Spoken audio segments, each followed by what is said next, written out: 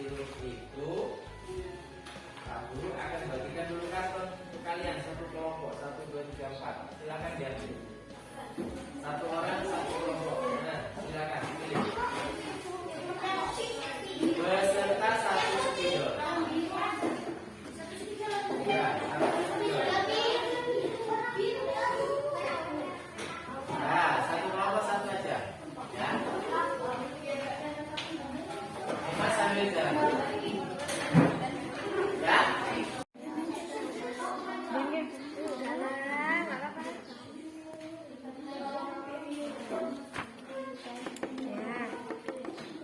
Ayat kedua. Agak bawah. Ini tahu dia.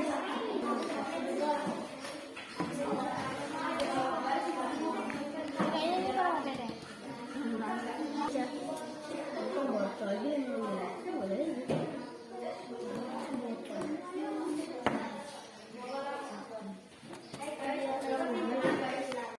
Lama kalian ngerti?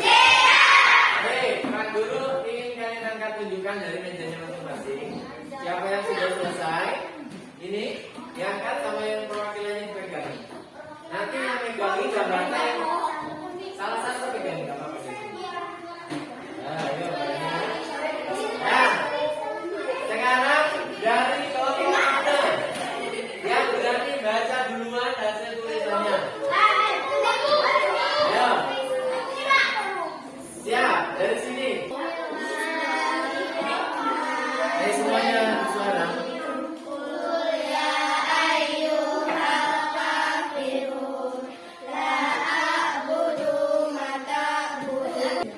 Sekarang dari papan tulis. Lihat ke papan tulis, Pak Guru sudah tuliskan juga surat Al-Qur'an dengan tulisan A. Bismillahirrahmanirrahim.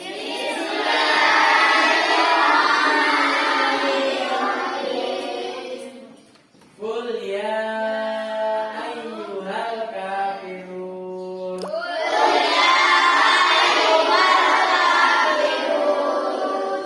Lakum dinukum waliyadin. Sudah bisa semuanya? Bisa? Sekarang Pak Guru ingin yang paling berani di kelompoknya kalian kasih contoh kawan-kawan satu saja. Bantu kawannya yang belum lancar dengan memberikan contoh seperti Pak Guru tadi. Seperti Pak Guru tadi. Ya, satu ayat, kawannya ikutin. Kawan itu dulu, coba, ayo sini.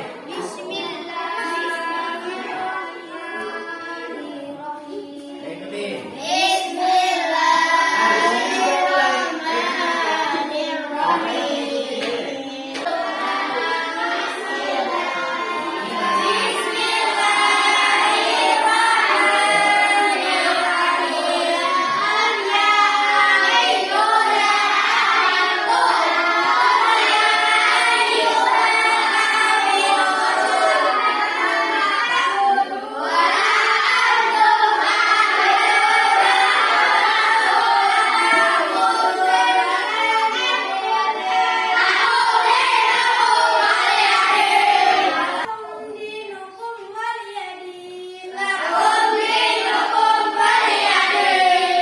Tepuk tangan dulu semuanya.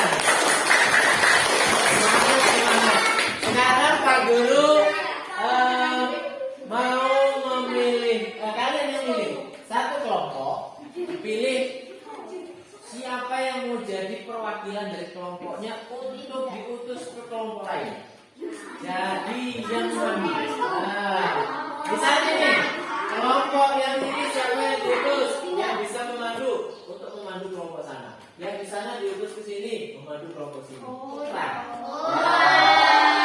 Lima, dan kamu tidak pernah pula menjadi penyembah apa yang aku sembah. 6, untukmu agamaku dan untukku agamaku. Siapa lagi yang berani? Nih, sini restu. Dari berdiri restunya. Oke, itu berdua orang yang baca perwakilannya. Selanjutnya kalian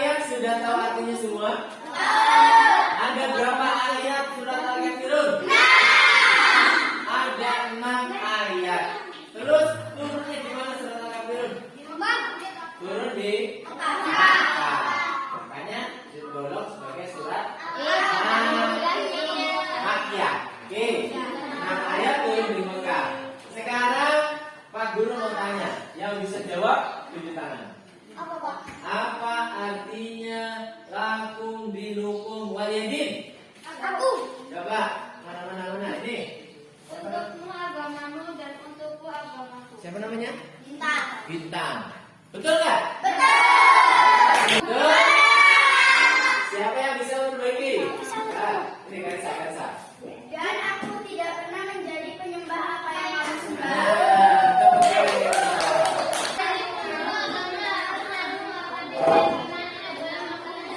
Ya, saling menghormati keyakinan pemeluk agama.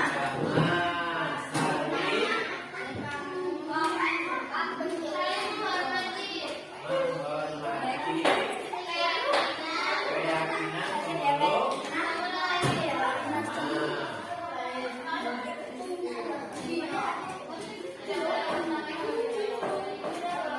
Oke, cukup. Lebih tertib. Baiklah anak-anak sekalian, 3 tujuan pembelajaran kita sudah kita lewati semua. Nanti ada tugas akhir, tetap di tempat duduk dulu. Ada tugas akhirnya, kalian boleh menuangkan apa yang kalian pahami melalui tulisan. Ada yang mau melalui cerita boleh, ada yang melalui gambar. Misalnya, Pak, saya suka gambar. Nanti saya gambar nih, telapak kaki itu begini. Orang ada beribadah, ini orang Kristen, namanya ini orang Islam. Yang satunya nggak saling mengganggu. Gambarnya misalnya, gambar, ujungnya gitu. Kemudian ada lagi, Pak, saya sebenarnya cerita nih surat Al-Kahfi ini. Boleh, ya, terserah. Kalian pilih, Pak, saya sering cerita, tapi saya nggak berani ngomong, beraninya tulis. Udah ditulis aja. Bisa gitu ya. Oke, kembali tertib. Nah, sekarang Pak Guru mau tanya dari masing-masing kelompok perwakilan. Aku.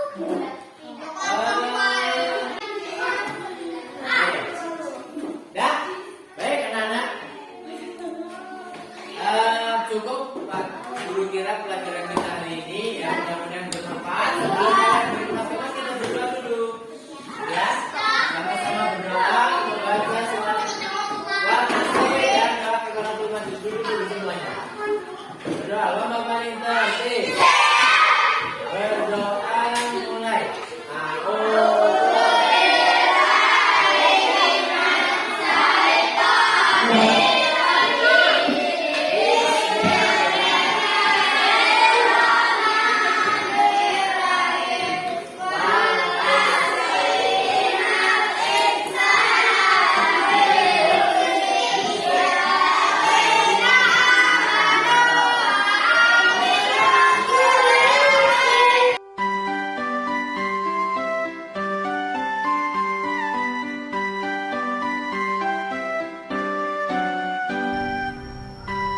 Saya Sahrial, calon guru penggerak angkatan kedua Kabupaten Pesawaran yang bertugas di SD Negeri 14 Negeri Katon, Kabupaten Sawan. Perkenankan saya akan menyampaikan refleksi dari aksi nyata modul 2.1 mengenai diferensiasi pembelajaran atau pembelajaran berdiferensiasi, dan modul 2.2 tentang teknik kompetensi sosial emosional atau KSE.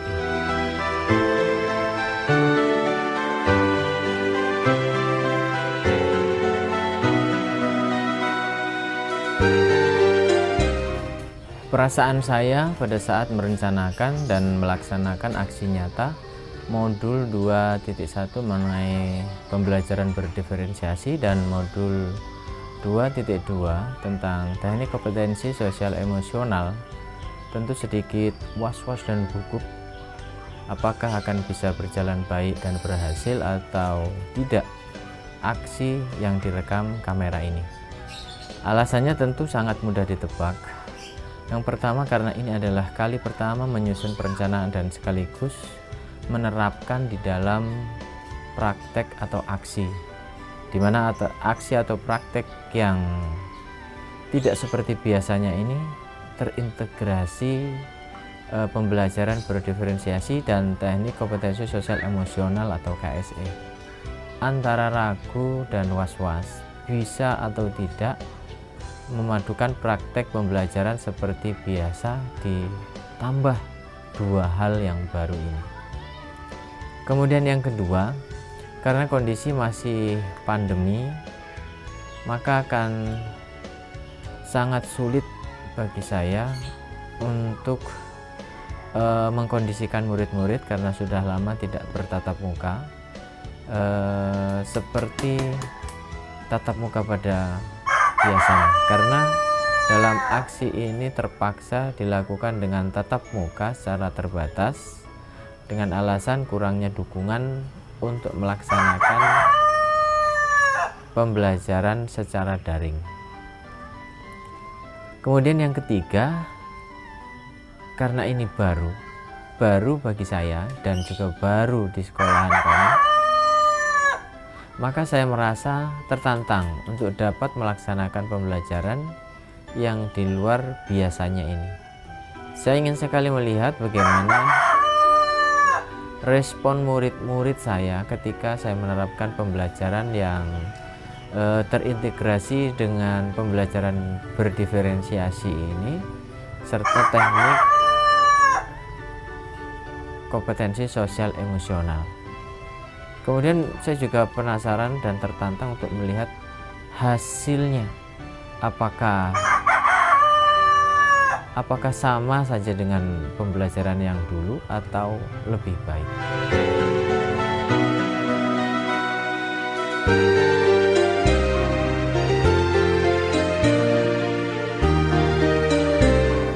Dalam pembelajaran yang terintegrasi dengan pembelajaran berdiferensiasi dan teknik kompetensi sosial emosional ini, bagi saya guru pendidikan agama Islam atau guru PAI adalah benar-benar hal yang baru.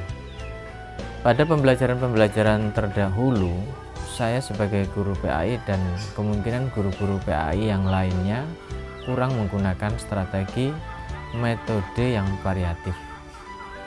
Yang paling sering digunakan adalah metode ceramah. Ini kebiasaan pada umumnya, khususnya saya pribadi.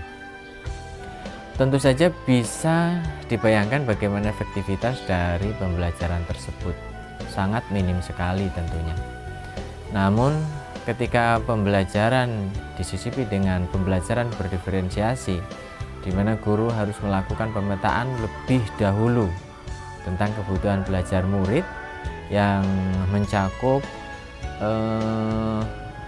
kesiapan belajar mereka, minat belajar mereka, serta profil belajar murid ini mendorong guru untuk lebih kreatif dalam merencanakan pembelajaran.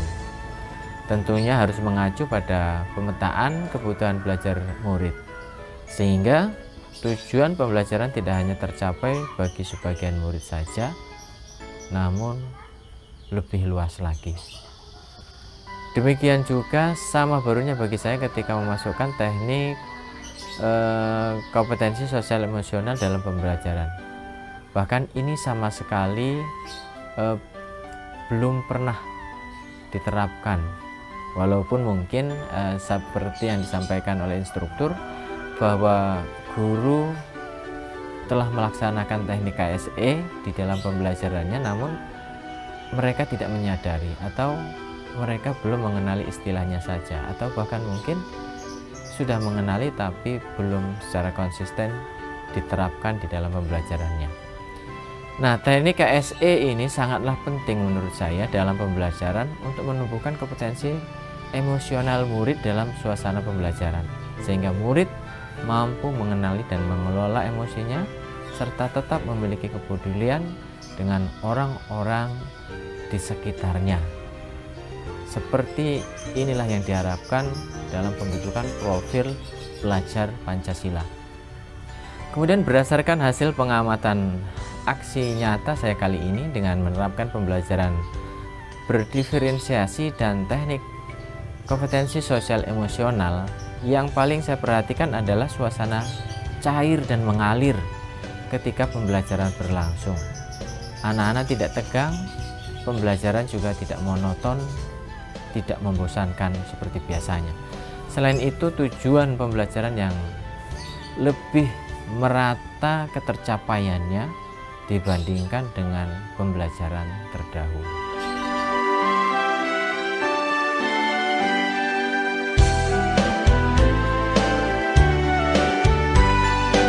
Dengan melihat proses pembelajaran yang mengalir dengan suasana yang cair, serta tercapainya tujuan pembelajaran lebih baik ini, maka menurut saya pembelajaran seperti ini, yakni pembelajaran yang terintegrasi, pembelajaran diferensiasi dan teknik kompetensi sosial emosional, sangatlah baik diterapkan ke depannya di semua kelas dan semua guru, apalagi untuk mencapai merdeka belajar dan profil belajar Pancasila.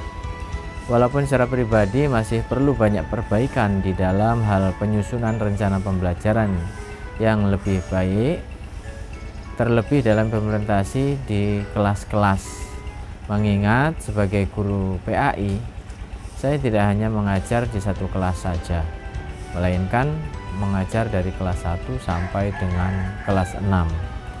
Pastinya lebih banyak variasi kebutuhan belajar peserta didiknya, sehingga membutuhkan usaha dan waktu yang lebih untuk melakukan pemetaan kebutuhan belajar peserta didik.